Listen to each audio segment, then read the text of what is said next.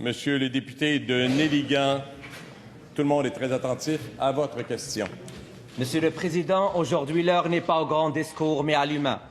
C'est d'abord à Alessandra que je vais prêter ma voix. Alessandra est une jeune Belge venue à Montréal. Voilà un peu plus d'1 an. Elle est jeune, dynamique et maîtrise parfaitement le français. Elle a même passé un test pour le prouver. Si elle pouvait être à ma place, voilà ce qu'il vous dirait. J'ai tout quitté pour pouvoir m'établir ici. Parce que ici, je me sens chez moi. J'aime l'ouverture d'esprit du peuple, sans respect, sa diversité. Si je devais expliquer tous les points pour lesquels j'aime le Québec, il me faudrait des pages et des pages. Aujourd'hui, Alessandra paye ses taxes et travaille pour aider les personnes vulnérables à risque d'itinérance. Ses employeurs l'adorent et ils ne comprennent pas qu'ils doivent quitter.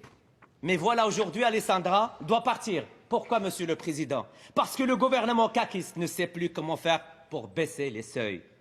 Qu'importe la vie des gens, alors c'est que le ministre de l'Immigration répond aujourd'hui à Alessandra qui est venu lui exprimer sa tristesse et son grand désarroi. Ministre de l'Immigration, à vous la réponse. Monsieur le Président, dans un premier temps, on connaît la technique du député de Néligan. Encore une fois... Non, s'il vous plaît, encore une fois. Vous savez, ici, c'est agréable d'avoir des échanges, mais que l'on comprend. Soyez prudents dans les termes utilisés, encore une fois, au bénéfice de ceux et celles qui souhaitent écouter tant les questions que les réponses. Et je m'adresse à tout le monde. Continuez, s'il vous plaît. Monsieur le Président, il faut arrêter de désinformer et de faire peur au monde. Monsieur le leader de l'opposition officielle. Monsieur le Président,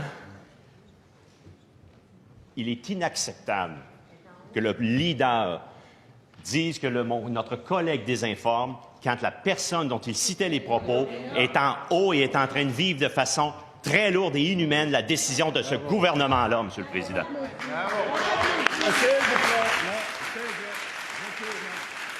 Monsieur le député de Berthier-Lévis, messieurs les députés, vous savez que nous ne devons pas agir de la sorte. Ne nous forcez pas à faire davantage. S'il vous plaît, je pense qu'il y a des questions qui sont importantes, il y a des réponses qui sont importantes. Et je le dis à tout le monde, s'il vous plaît. Alors, ne le faites plus, je ne l'accepterai plus. Je vais devoir suspendre si on continue, ça ne vous tente pas, ça ne me plaît pas non plus, puis il y a des gens qui veulent entendre des réponses. Monsieur le ministre, continuez, je vous demande votre attention à toutes et à tous, partout.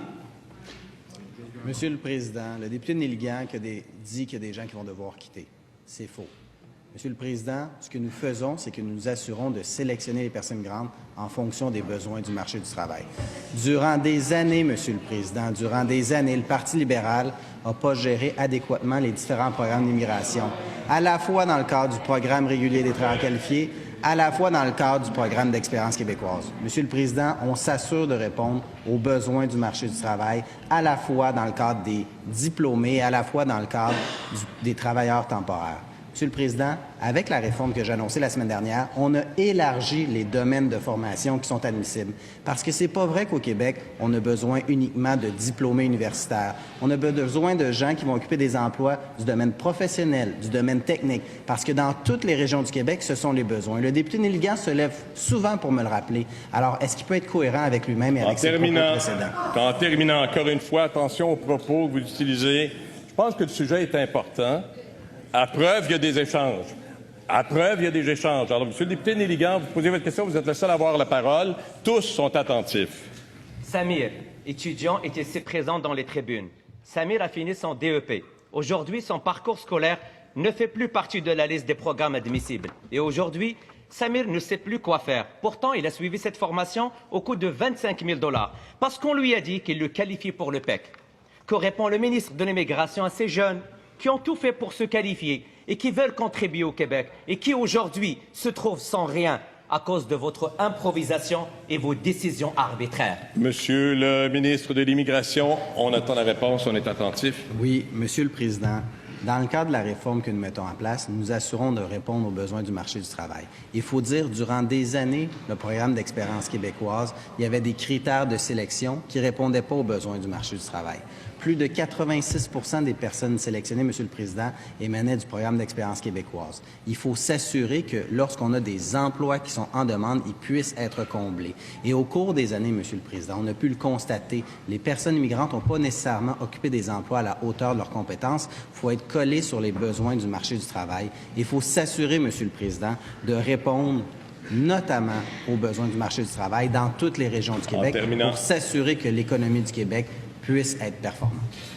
Monsieur le député Néligan, votre deuxième complémentaire. Mariama est également dans nos tribunes. Elle, c'est 70 000 $ que lui ont coûté ses études, sans parler des autres frais. Et ne se qualifie plus pour le PEC. Et elle a choisi le Québec pour terre d'accueil. Monsieur le Président, des centaines de personnes victimes de ce gouvernement nous ont écrit depuis le 30 octobre. Ils se sont trahis et rejetés par ce gouvernement caquiste, exclus et déshumanisés. Clément le dit, elle est ruinée, triste et exténuée. Est-ce que le ministre de l'Immigration va s'engager à les écouter? Ils sont là pour le rencontrer. Monsieur le ministre de l'Immigration, tous nous sommes attentifs à la réponse. Monsieur le Président, il ne faut pas oublier non plus l'inventaire qui a été laissé par le Parti libéral du Québec. À Ottawa, il y a 46 000 personnes, travailleurs qualifiés, qui ont un certificat de sélection qui a été émis sous le Parti libéral, créant un inventaire. Faisant en sorte que les cibles de sélection, Monsieur le Président, si on veut faire les choses en ordre, doivent être entre 12 000 et 15 000 CSQ que nous émettons par année. Il faut s'assurer que chaque personne qu'on sélectionne au Québec puisse travailler dans un domaine de formation